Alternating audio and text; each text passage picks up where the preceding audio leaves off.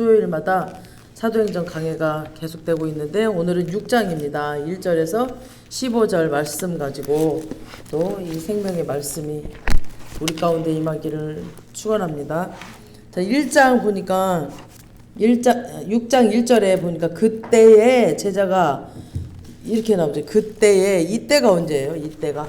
여기 그때는 이제 5장에 보면은 그 사도들이 감옥에 갇혔잖아요. 갇혀 있었는데 가말리엘 사람이 도와줘서 이제 노임을 받았죠.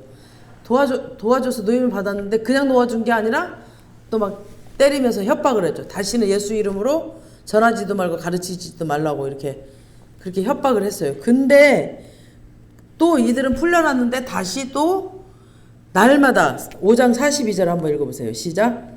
그들이 날마다 성전에 있든지 집에 있든지 예수는 그리스도라고 가르치기와 전도하기를 그치지 아니하니라.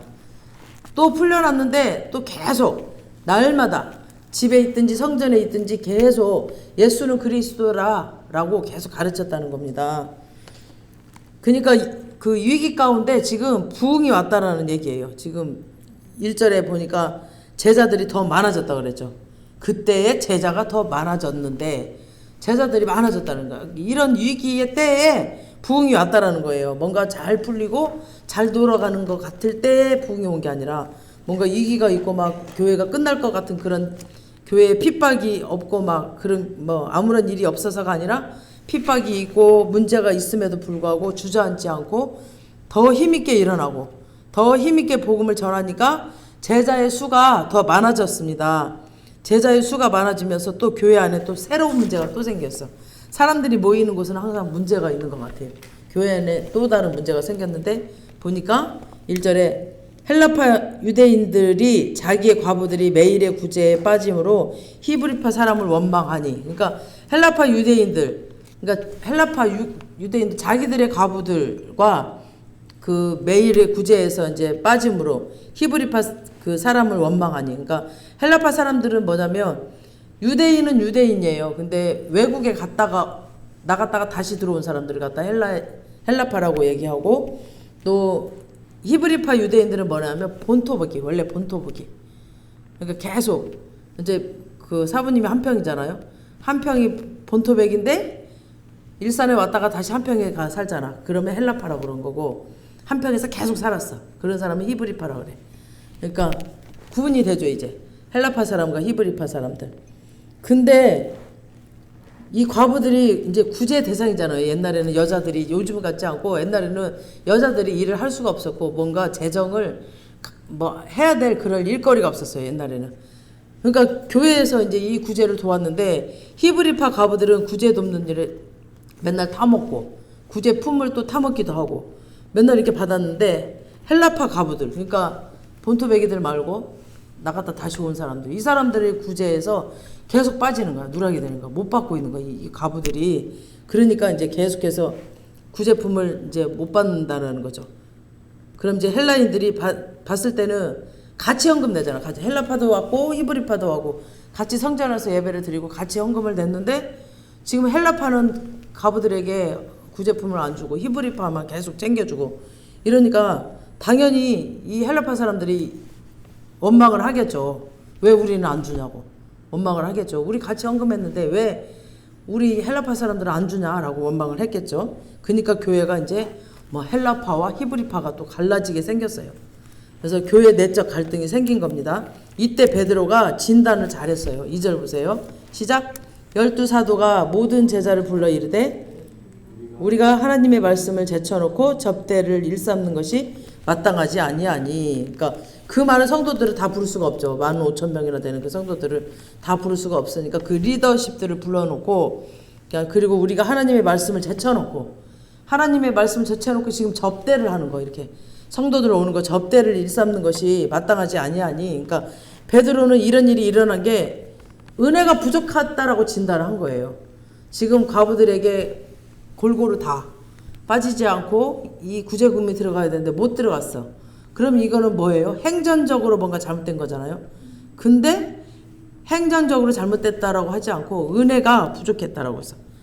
그러니까 은혜가 부족해서 지금 이런 일이 일어났다라고 딱 진단을 한 거예요, 베드로는. 그래서 베드로는 이건 은혜가 떨어져서 이런 일이 생겼다고 바라봤어요.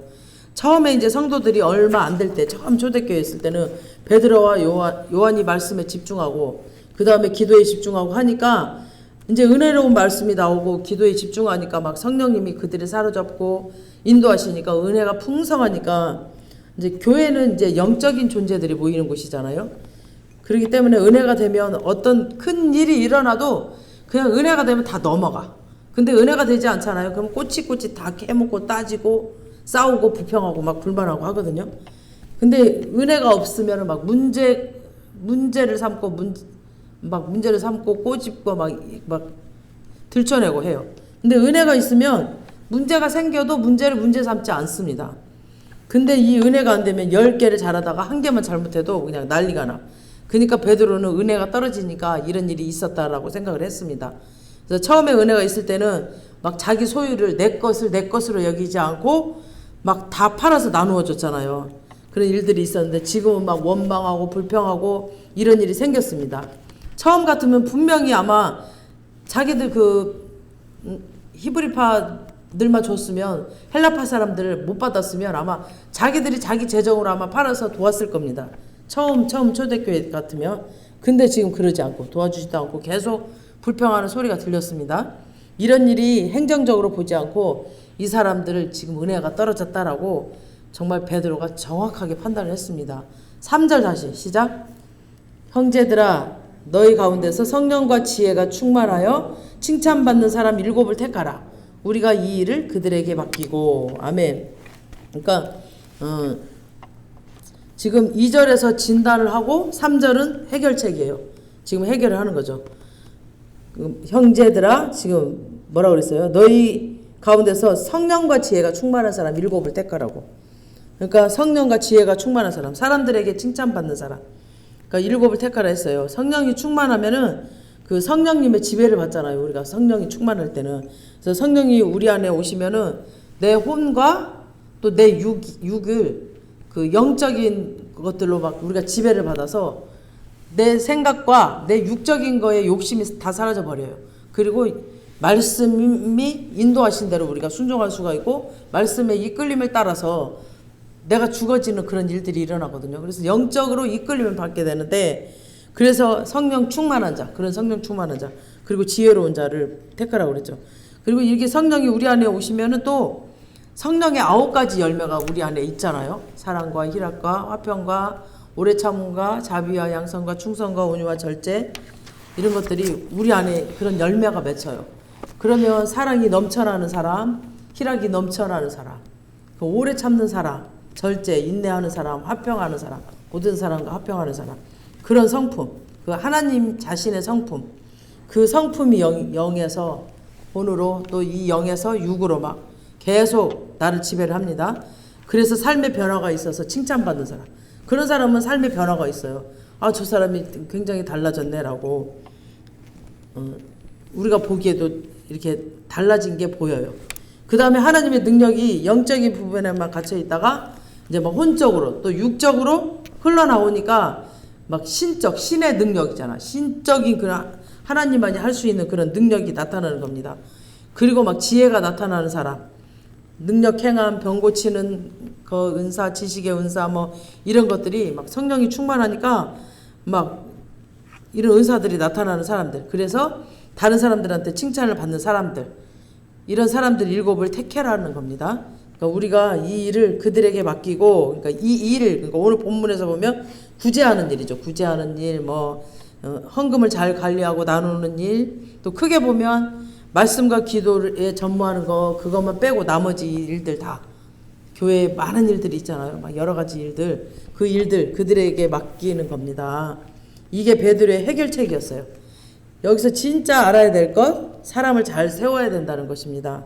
사람을 막 돈 보고 세우면 그 사람은 돈으로 해결하려고 그래. 무슨 일이 터지면. 또 똑똑한 사람 세우잖아요. 그럼 자기 지식 가지고 막 교회를 막 짚고 흔들어 버리려고 그래. 자기 지식으로. 하나님의 지식으로, 하나님의 말씀으로 교회를 이끌어 가야 되는데 막 자기 그 똑똑한 그 지식으로 막 턱 쳐들고 그냥 막 잘났다고 계속 이렇게 교회를 막 흔들어 버리고 막 그런 사람들이 있습니다.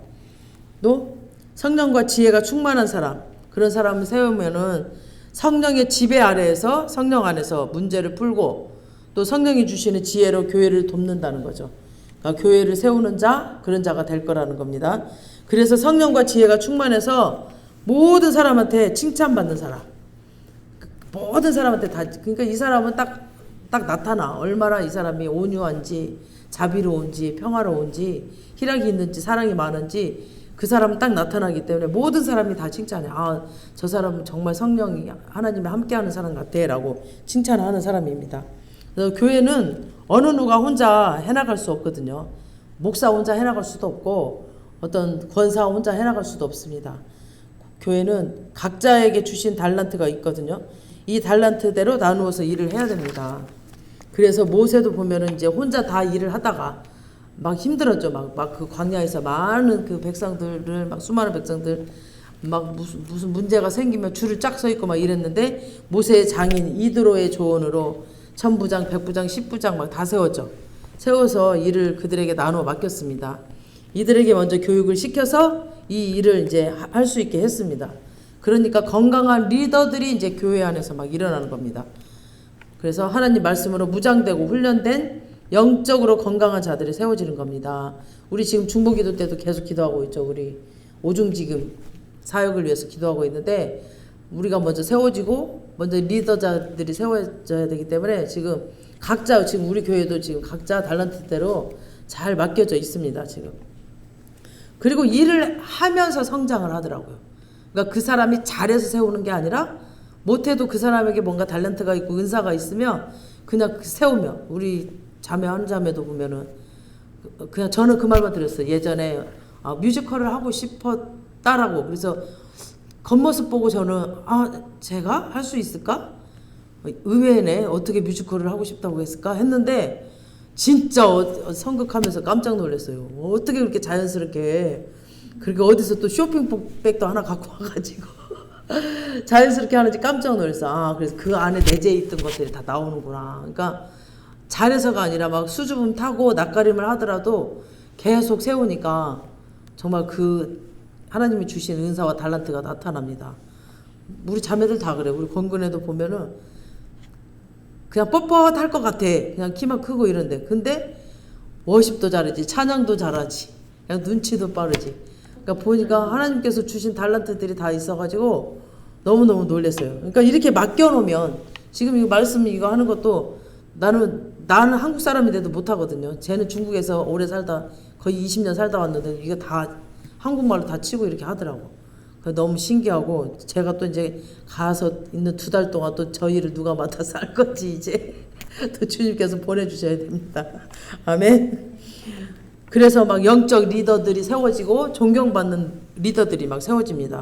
절대로 혼자서 다 하지 마시고 우리 교회처럼 각자 나누어서 교회를 해야 됩니다. 아멘. 4절 한번 읽어보겠습니다. 4절 시작. 우리는 오로지 기도하는 일과 말씀 사역에 힘쓰니라 하니. 그러니까 기도는 하나님의 얼굴을 구하는 거거든요. 그리고 하나님이 어디에 관심이 있고 하나님이 무슨 일을 해야 되는 건지, 네가 지금 누구를 찾아가야 되는지, 어떤 일을 해야 되는지, 이런 것들을 기도 시간에 다 가르쳐주고, 기도를 하면 딱 생각나게 해요. 그럼 그때 바로 저는 움직이거든요. 이따 할게요 그러면은 또 잊어버려요, 일을. 그러니까 기도할 때 막 뭘 해야 될 건데, 하다못해 어디다 전화해야 될 건지, 어디다 문자를 넣어야 되는 것까지도 다 가르쳐 주셔요. 생각하지 못하고 막 분주하게 살다 보면은 모를 때, 이럴 때 하나님께서 기도할 때 다 가르쳐 줘. 그리고 하나님이 어디에 관심이 있고 또 무슨 일에 관심이 있는지 그런 것들을 또 구하면 하나님이 또 알게 하십니다. 그리고 그 일을 함에 있어서도 하나님이 일하시도록, 하나님이 직접 일하시도록 우리가 기도를 하는 겁니다. 예수님의 사역 원리도 보면 요한복음 5장 19절 한번 띄워줘 보세요. 시작. 그러므로 예수께서 그들에게 이르시되 내가 진실로 진실로 너에게 이르노니 아들이 아버지께서 하시는 일을 보지 않고는 아무것도 스스로 할 수 없나니 아버지께서 행하시는 그것을 아들도 그와 같이 행하느니라. 아멘. 그러니까 아버지가 보여주지 않고 들려주지 않는 일을 안 했다. 이게 예수의 사역 원리였어요. 하나님 아버지가 들려주시고 말씀해 주시고 보여주는 것만 했다라는 거죠. 그래서 예수님이 공생에 3년 동안 하셨던 일들은 다 하나님 아버지께서 시키신 일들, 하나님 아버지께서 하라고 하신 일들을 하신 겁니다. 그리고 아버지가 하라는 것, 그분의 모든 일들을 다 예수님은 감당을 하셨습니다. 우리도 이제 올해는 우리 교회를 통해서 하나님 우리를 통해서 또 우리 교회를 통해서 하실 일이 무엇인지 우리가 또 더욱더 집중해서 구하는 그런 기도를 하시기 바랍니다. 모든 사역을 다 할 수는 없습니다. 교회마다 다 사역이 다르잖아요. 우리는 또 워십 사역하고 성령 사역하고 또 치유 사역하고 하는데 뭐 새신자 사역하는 교회도 있고 뭔가 전도 사역하는 교회마다 다 다르거든요. 그래서 이런 교회 어떻게 해야 되는지 하나님의 얼굴을 구하는 거죠.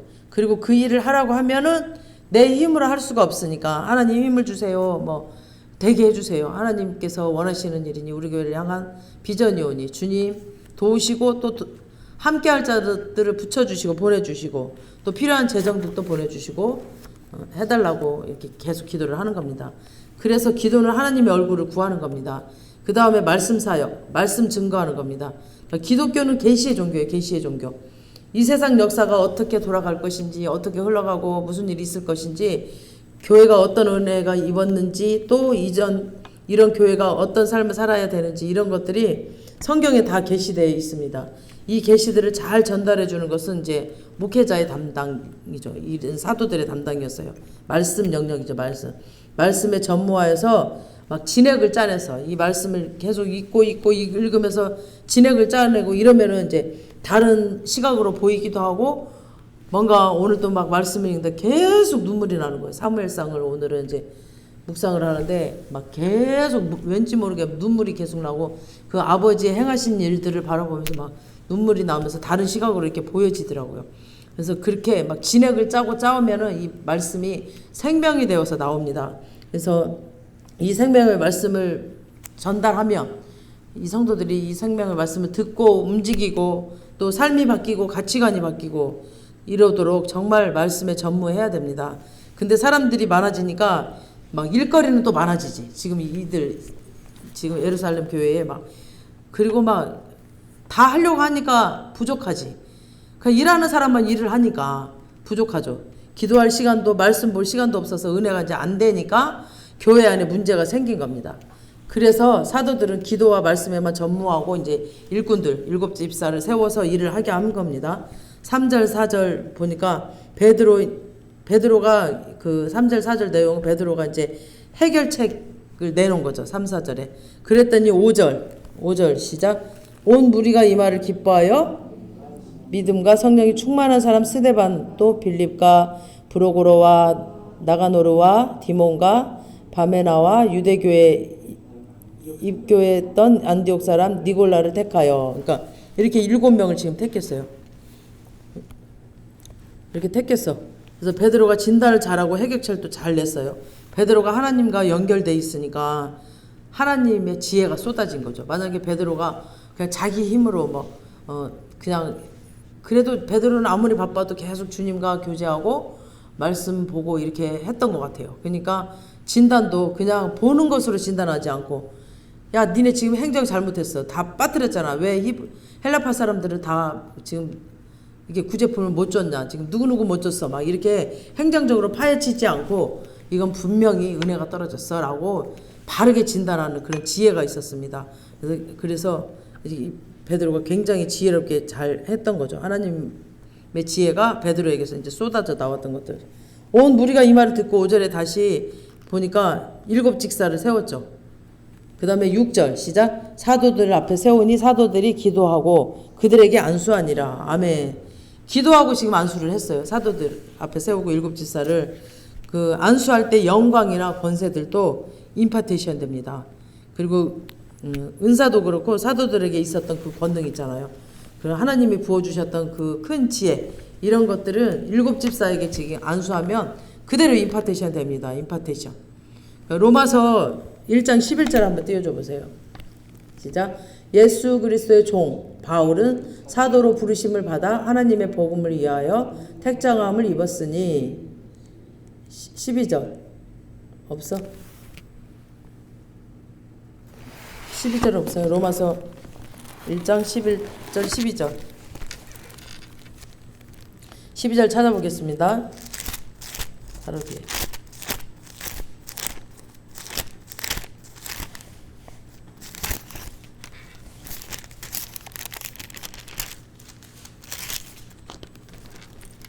시작. 내가 보기에 간절히 원하는 것은 어떤 신령한 은사를 로마서 1장 11절인데 지금 다른 데를 찍었나 봐요. 로마서 1장 11절 시작. 내가 너희 보기에 간절히 원하는 것은 어떤 신령한 은사를 너희에게 나누어 주어 너희를 견고하게 하려 함이라. 그러니까 신령한 은사를 나누어 준다고 그랬죠. 나누어 주는 거. 이 나누어 주는 게 임파테이션이거든요. 이게 임파테이션이 여기서 나온 거예요. 지금 로마서 1장 11절에서. 그러니까 신령한 은사를 나누어 진단했다는 거죠. 아멘. 이거를 신령한 은사를 임파테이션 한다는 거, 나누어 준다는 거, 이거를 믿어야 성경이 믿어지는 겁니다. 그리고 성경을 인정하는 겁니다. 근데 어떤 사람들은 막 그런 걸 안 믿어. 임파테이션 되거든요. 예수 그리스도의 기름 부심이 다 임파테이션 되고. 그래서 저희들이 나와서 기도해 줄 때 제가 손으로 이렇게 임파테이션 해주잖아요. 기름 부심. 그런 임파테이션은 흘러갑니다. 그런 것들이. 지금까지는 사도들만 사역을 했으니까 누구한테 이제 임파테이션 할 일이 없었어요. 그러니 그때 초대교회도 좀 어렸죠. 좀 신앙이 좀 어렸던 것 같아요. 등치만 1만 5천 명 정도, 굉장히 등치는 컸죠. 사람이 많았는데 아직 신앙이 어렸던 것 같아요. 그러다가 일꾼이 세워지면서 자기들한테 있는 은사를 다른 사람들에게 안수하여서 이제 흘려보냅니다. 그 사람들도 그 일을 할 수 있도록. 그 결과가 7절입니다. 사도행전 오늘 본문 6장 7절 시작. 하나님의 말씀이 점점 왕성하여 예루살렘에 있는 제자의 수가 더 심히 많아지고 허다한 제사장의 무리도 이 도에 복종하니라. 아멘. 그러니까 하나님의 말씀이 점점 더 왕성해졌다는 거죠.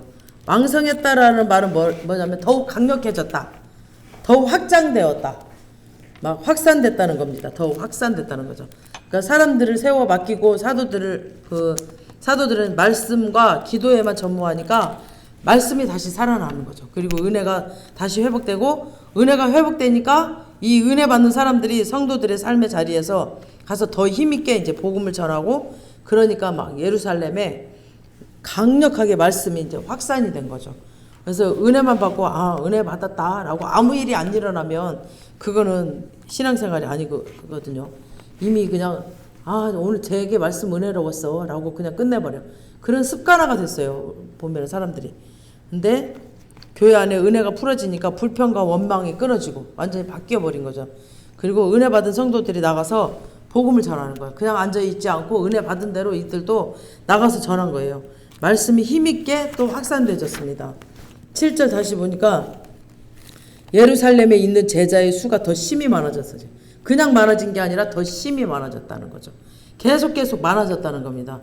그러면서 허다한 제사장의 무리도 이 도의 복종하니라.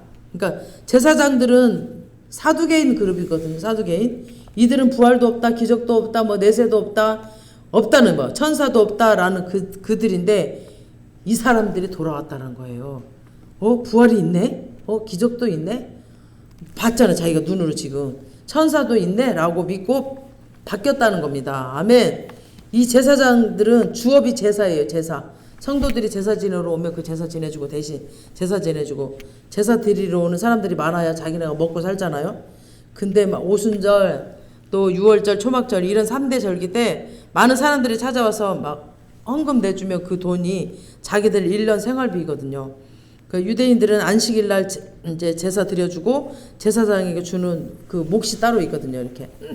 그러니까 사례비나 마찬가지죠.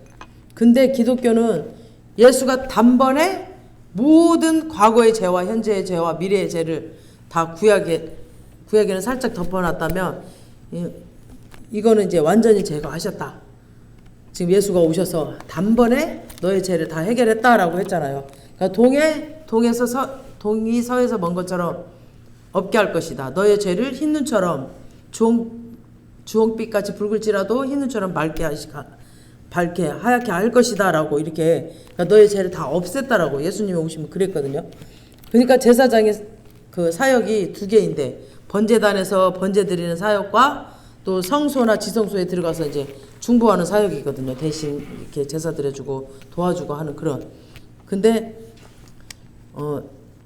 예수는 지금 자기 몸을 들여서 단번에 죄를 해결했을 뿐 아니라 또 자기 피를 가지고 지금 하늘 지성소로 들어가서 언약의 중보자로서 지금도 일하고 계신다.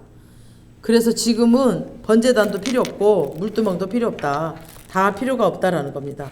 그러니까 제사가 끝났다고 가르치는데 이브리서 9장 10장 쭉 읽어보시면 이 제사에 대해서 나오거든요.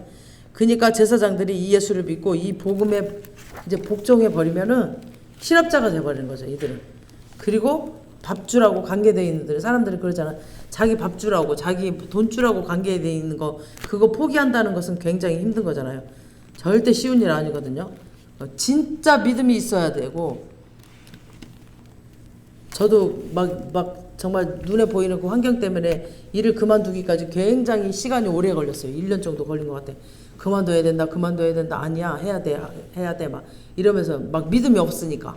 그러니까 진짜 믿음이 있어야 돼. 이 밥 주라고 관계된 거기 때문에.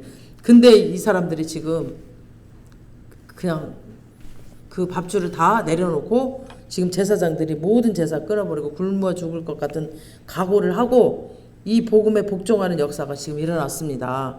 이런 힘 있는 역사가 지금 평신도 사역이 풀어지면서 일어났어요. 그죠? 평신도 7직사를 세우고 나서 지금 이런 놀라운 역사들이 일어났습니다. 아멘.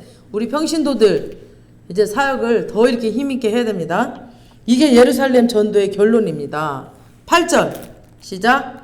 스데반이 은혜와 권능이 충만하여 큰 기사와 표적을 민간에 행하니. 그러니까 스데반이 은혜와 권능이 충만하여. 그러니까 은혜가 이거는 호의나 간섭이에요. 이사야 30장 18절 띄워주세요. 시작.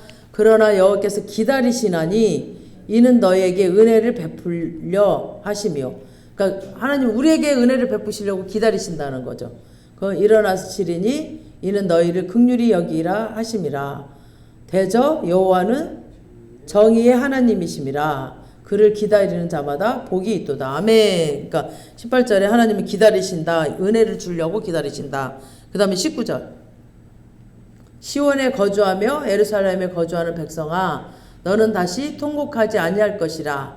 그가 내게 내 부르짖는 소리로 말미암아 내게 은혜를 베푸시되 그가 들으실 때에 내게 응답하시리라. 그러니까 너희가 부르짖을 때 내가 은혜를 베풀겠다. 그죠? 19절은 너희가 부르짖거나 너희가 기도할 때에 내가 은혜를 베풀겠다. 18절은 기다리신다. 너에게 은혜를 주려고. 그 다음에 20절 시작. 주께서 너에게 환난의 떡과 고생의 물을 주시나니 내 스승은 다시 숨기지 아니하시리니 내 눈에 내 스승이 볼 것이며. 그러니까 은혜가 뭐냐면 환난의 떡과 지금 고생의 떡 그 물을 먹지만 네 뒤에 지금 스승을 숨기지 아니하시리니. 그러니까 네가 자로나 울어나 치우칠 때 네 뒤에서 스승의 음성이 들려서 이 길을 바른 길이니 이 길로 가라라고 하나님이 호의를 베풀어 준다는 거죠. 네 뒤에서 너를 호의한다는 거예요. 그러니까 호의는 높은 사람이 낮은 사람을 이렇게 인도하거나 굽어 살핀다라는 뜻이거든요. 그래서 호의를 덮어주고 하나님의 간섭해 주시는 것이 은혜입니다. 아멘. 하나님은 성령으로 스데반 속에서 스승이 되신 거죠. 성령으로 스데반 속에 오셨어요. 그래서 스승이 되셔서 이렇게 하라 이길로 가라 이렇게 호의하시며 은혜를 베푸셨다는 겁니다.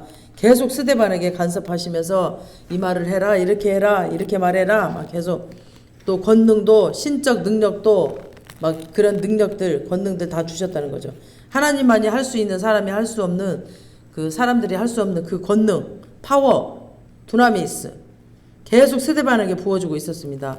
그래서 스데반이 은혜와 권능이 지금 충만해서 큰 기사와 뭐라 그랬어요? 큰 표적을 행했습니다.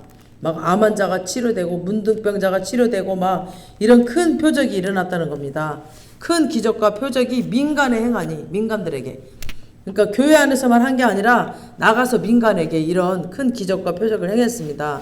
스데반뿐 아니라 뒤에 이제 8장에 보면 빌립도 나가서 막 이렇게 전했거든요. 지금까지는 사도들에 의해서 이런 기사와 표적이 일어났지만 지금 여기 6장부터는 평신도들을 통해서도 이런 기적과 표적이 일어났습니다. 임파테이션 받았거든요.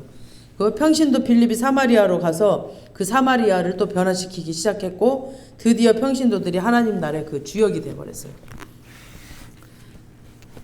지금 사도행전에서 말하고 싶은 게 이거예요. 한 사람에게서 모든 사람에게 권능이 확산되는 겁니다. 아멘. 한 사람뿐 아니라 모든 사람이 우리 모두 다 할 수 있습니다. 이런 권능이 할 수 있습니다. 9절 시작.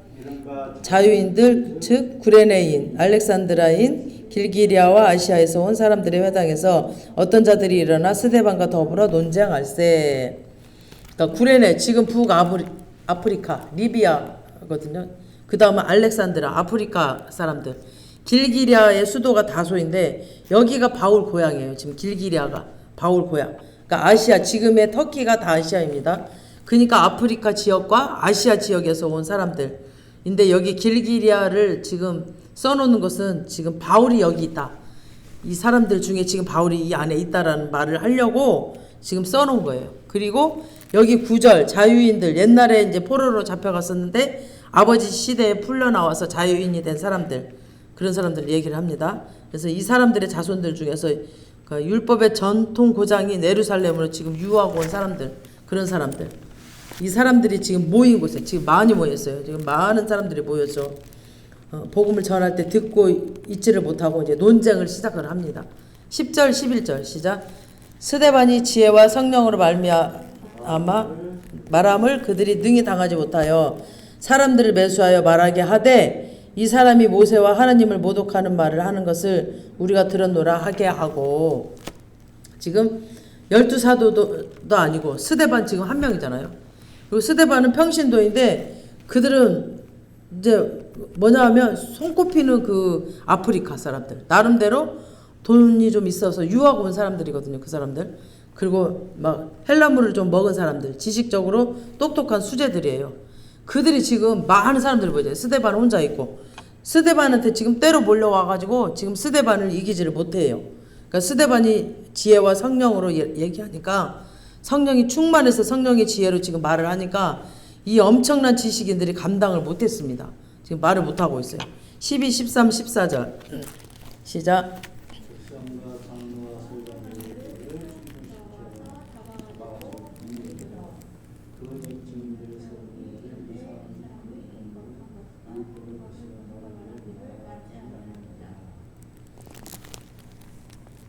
(12, 13, 14) 백성과 장로의 서기관들은 충동시켜 와서 잡아가지고 공회에 이르러 거짓 증인들을 세우니 이르되 이 사람이 이 거룩한 곳과 율법을 거슬러 말하기를 마지 아니하는도다. 그의 말에 이 나사렛 예수가 이곳을 헐고 또 모세가 우리에게 전하여 준 규례를 고치겠다 함을 우리가 들었노라 하거늘. 지금 다시 11절에 보면은 사람들을 매수하여 지금 사람들을 매수했다고 그랬잖아요. 이거는 보니까 돈 주고 매수를 해요. 그리고 모세와 하나님을 모독한다라고 하면서 백성과 장로들에게 계속 이제 막 신고를 하는 거야. 계속 신고를 하니까 잡아가지고 공회에다 세우고 거기서 거짓 증인들이 또 이 거룩한 곳과 율법을 거슬러 말하기를 마지 아니하는도다. 14절에 보니까 그의 말에 이 나사렛 예수가 이곳을 헐고 지금 스데반이 이곳을 헐고 또 모세가 우리에게 전하여 준 규례를 고치겠다 함을 우리가 들었다 하거늘. 그러니까 이 성전을 헐겠다는 말을 듣고 사두개인들이 이제 흥분을 하는 거죠. 그 다음에 율법을 고치겠다는 말을 듣고 또 바리새인들이 흥분을 합니다. 그래서 막 모든 이스라엘 종교 지도자들이 막 스데반의 말을 듣고 막 흥분을 합니다. 막 계속. 그 다음에 15절 시작. 공회 중에 앉은 사람들이 다 스데반을 주목하여 보니 그 얼굴이 천사의 얼굴과 같더라. 아멘. 그러니까 이 말이 뭐냐면 천사들이 영광이 있는 것처럼 천사에는 막 영광이 있잖아요. 빛나잖아요. 허옇게. 그 영광이 있는 것처럼 하나님의 영광이 임하면은 광채가 납니다. 왜 성령이 충만한 사람들 보면 막 얼굴에 광채가 나잖아요. 그렇게 막 빛난다는 거죠. 이 하나님의 영광의 광채가 스데반 그 얼굴에 있었습니다. 그래서 사내들의 공회 사람들 70명이 다 보니까 이 사람 얼굴이 막 천사 같네? 라고 이제 말을 하는 겁니다. 스데반은 인격도 또 능력도 하나님의 형상이 나타났던 사람입니다. 그러니까 평신도인 이 스데반에게도 이렇게 하나님의 능력과 지혜가 임했습니다. 우리 연예인교회 안에 이런 역사가 일어나기 주님의 이름으로 축복합니다. 목사뿐 아니라 사역자들뿐 아니라 우리 모든 평신도들 가운데 하나님의 영광이 풀어지길 주님의 이름으로 축원합니다. 아멘. 하나님 감사합니다. 오늘 또 사도행전 6장을 통해서 또 평신도 집사 7명을 또 택하였습니다. 그들이 성령과 지혜가 충만한 자들, 그래서 정말 성령으로 9가지 열매를 맺은 자들, 그들의 하나님의 성품을 가진 자들, 그리하여 많은 사람들에게 칭찬받는 그런 집사들을 세워서 그들에게 주님께서 능력 주시고 또 기적과 표적을 주셔서 아버지 많은 영혼들에게 또 복음을 전할 때 아버지 하나님 더 많은 숫자들이 계속 하나님을 믿는 자들이 나왔습니다. 아버지 하나님 또 제사장들도 자기의 직업을 다 포기하고 예수께로 돌아오는 역사가 일어났습니다. 이런 권능과 역사가 일어나면 주님의 능력과 권능이었습니다. 아버지 우리 연예인 교회도 우리 평신도들에게도 아버지 이런 능력을 부어주시옵시고 목사 혼자뿐 아니라 사역자 혼자뿐 아니라 정말 모든 자들 주님께서 주신 달란트대로 은사대로 한 사람 한 사람들이 다 합하여서 선을 이루며 하나님 나라 건설하기 위해서 한 명도 거저왔다 거저가는 자가 없고 정말 주님의 말씀과 기도로 또 헌신봉사하여서 주님 나라를 함께 건설하며 또 주님이 기뻐하시는 사역에 전념할 수 있는 우리 모두가 되기를 원합니다. 성령으로 충만하여서 날마다 우리의 영이 춤추는 우리의 또 얼굴이 햇빛처럼 빛나는 그런 행복한 삶을 살 수 있도록 우리를 축복하실 줄 믿습니다. 감사하고 예수님의 이름으로 기도합니다. 아멘.